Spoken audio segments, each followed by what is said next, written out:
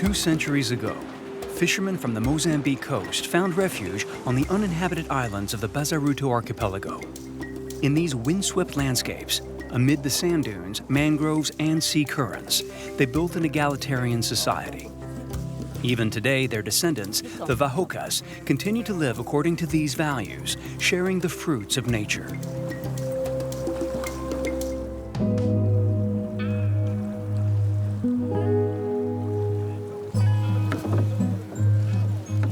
You guys have to row harder. Come on, lazy. Harder, Mark.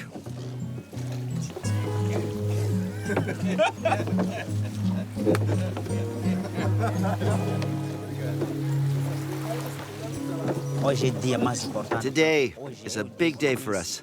It's the beginning of the fishing season. We finished pulling in the slack, cast the net into the water. Okay. At the age of 27, Lewan has his own dhow, which means he's a man who commands respect. When he speaks, the whole community listens.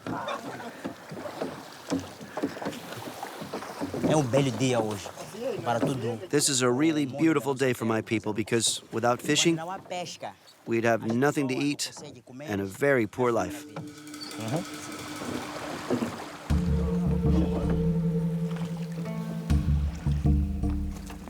After casting the net 1 kilometer from the coast, we return to the beach. The whole village is gathered to drag the net, which weighs several tons.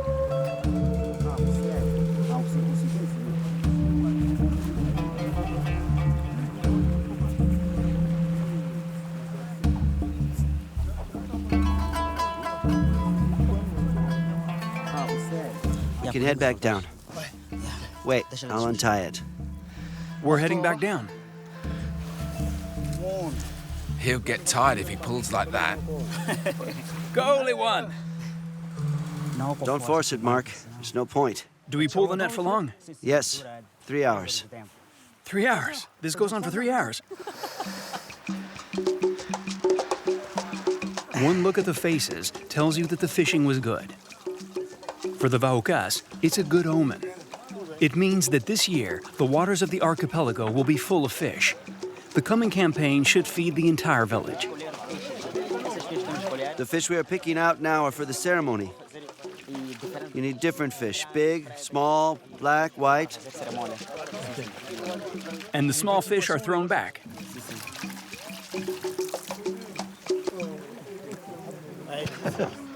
Right in the face. It's full of life.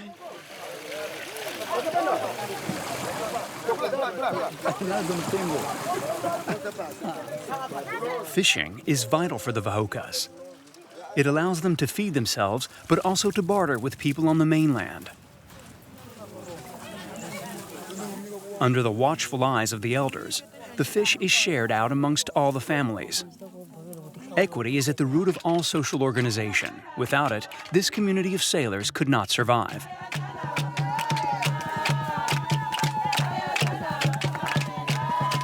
The songs and dances of the women honor their deceased ancestors, thanking them for this miraculous catch, which marks a return to abundance after several difficult months.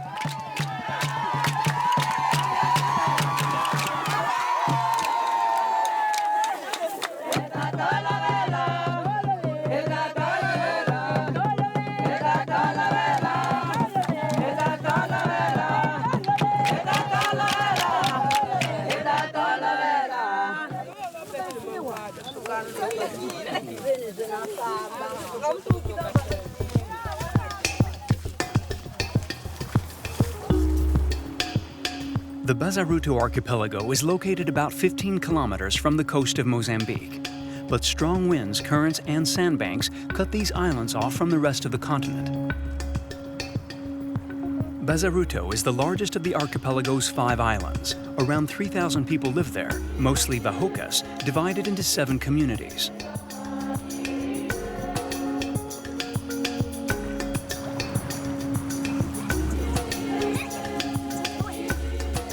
Lewan lives in the west of the island, in a hut in a camp sheltered from the wind by the huge dunes that cover the island.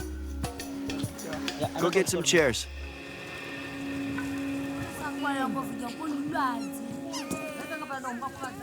This is your entire family. Yep, they're all part of my family. My mother, wife, children, nephews, and nieces. It's a lot of people. Yes, we're a large family.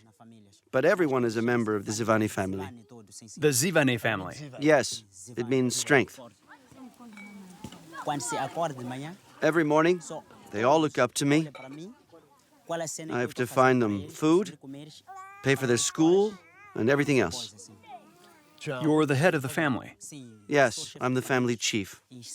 I feel responsible for everyone here.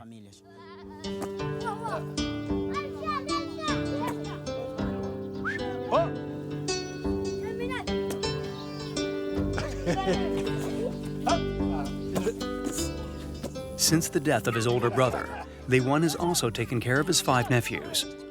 He raises them as his own children. Feeding the 19 people who live under his roof is a daily concern.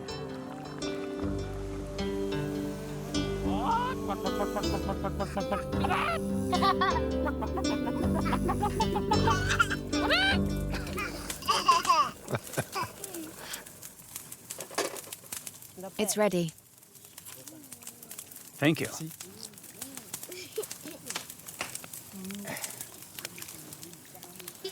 Share that with your brothers. Leave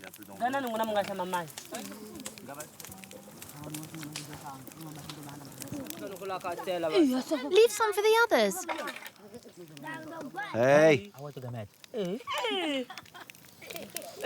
Children, sit down and be nice. we share. And after, you wash your hands. It's very good.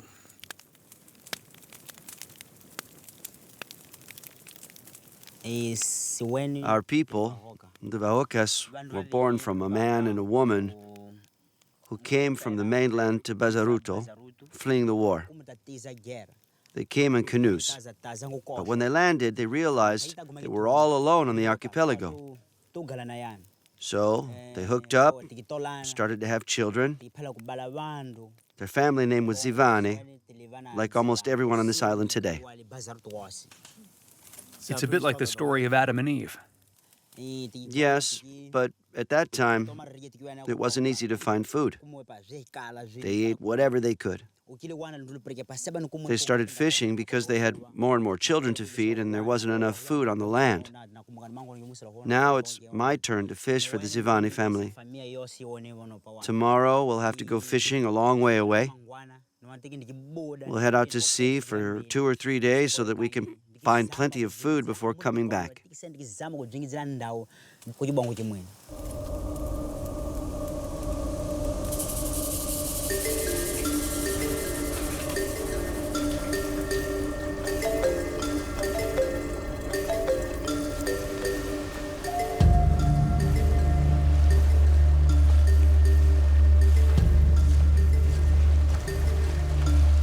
We aren't taking much for 2 days of fishing. No, but that's how we do it. We use what we take. The rest we'll find on the spot. We'll fish it. On board, all the crew are members of Lewan's family. With him are his 2 younger brothers, his uncle, and his 2 cousins.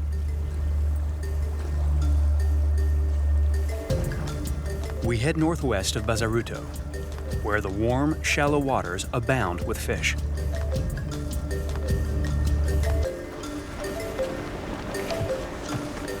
You can give me a hand. Come on, hoist on this side. You want me to pull? Yes, go ahead. I see.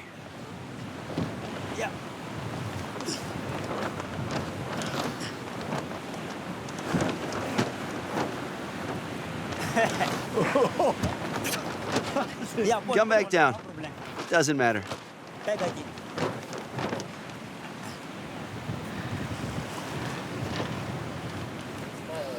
Keep me steady. Okay, no problem.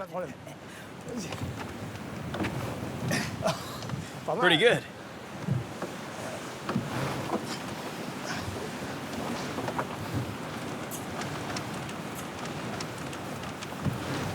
He won't go any further. That's good.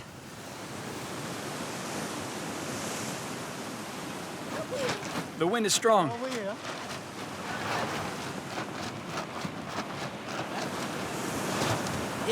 Come with me, Mark.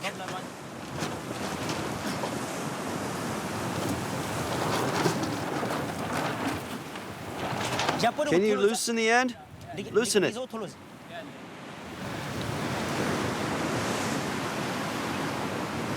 Hold the rudder. Pull. Not too much. You need to control the dhow, otherwise we might capsize. I'll be careful. Mind the wind. Hold the bar tight. All right. Pull.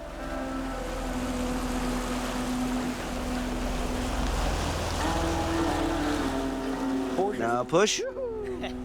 Yes. Push. Okay. That's it. Okay, it's hard to steer.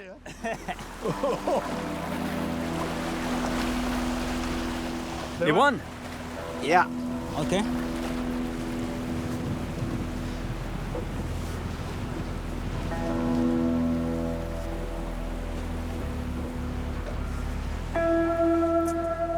The swell and the wind blowing at more than 50 kilometers an hour could at any moment rip the tarpaulin that's acting as a sail and capsize the boat.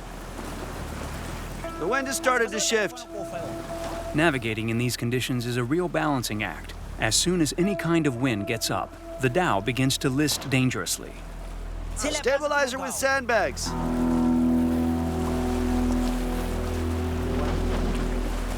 The wind is too strong here. We'll take shelter in the mangrove.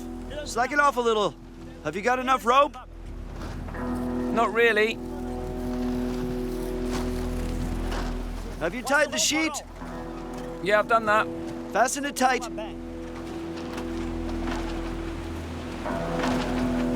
As we get closer to the coast, To land, yes, the wind drops because of the shelter provided by the island. is it calmer ashore? Yes, the sand dunes act as windbreaks.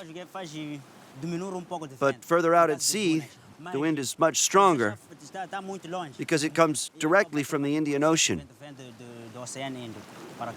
Okay. Who taught you to sail? My father taught me when I was 17. He agreed to teach me. Did you want to become a sailor? Yeah, I always wanted to do it. He started taking me fishing with him. It took me 5 years to manage to control the boat, but by the time I was 22, I was a confirmed sailor.